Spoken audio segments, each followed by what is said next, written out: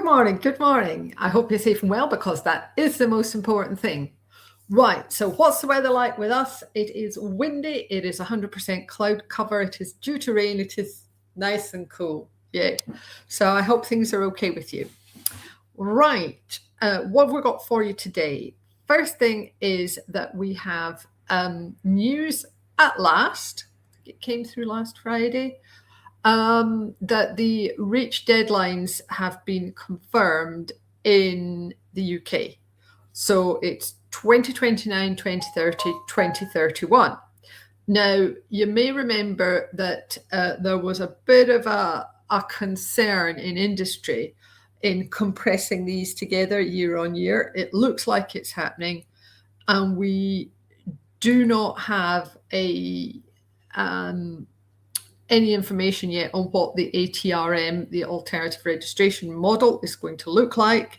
There's still a lot of lobbying going on behind the scenes to divert this at the last minute and move to unilateral recognition in the UK of EU REACH registrations, which I have to say in the Chemical Regulation Self-Help Group, we recommended 2016. So this is not a new idea. It's just that it wasn't as urgent, as it were. But anyway, leaving that on one side, there is work going on, behind the scenes to try and get a political change at the last minute. Whether that will happen or not, who knows? But we are aware that there is this lobbying going on. But in the meantime, we have to presume that these deadlines are going to be in force, and we have to presume that there's going to be something to do with the ATRM coming out fairly soon. Now, I will put the link below this video now to the deadlines. REACH registration, just trying to type and talk at the same time.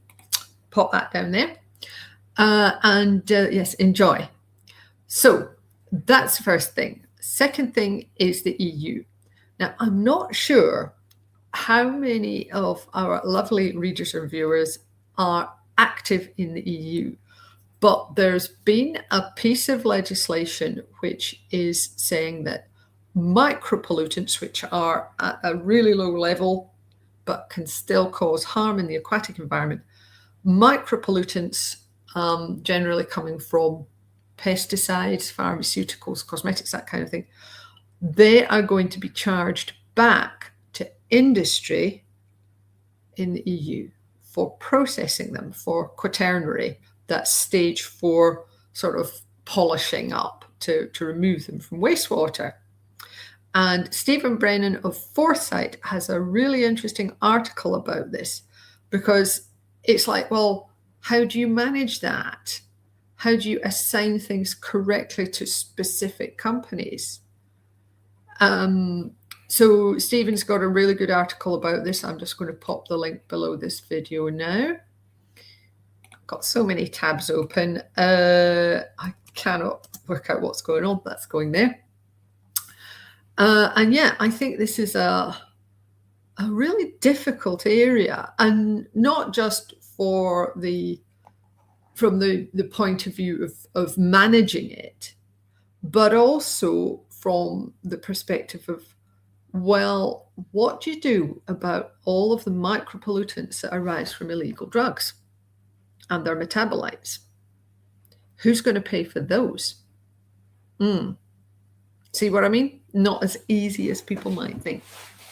Anyway, leaving all that on one side, let's get on to the main business of the day, the reason why most people watch this video, I'm quite sure, which is our reasons to be cheerful.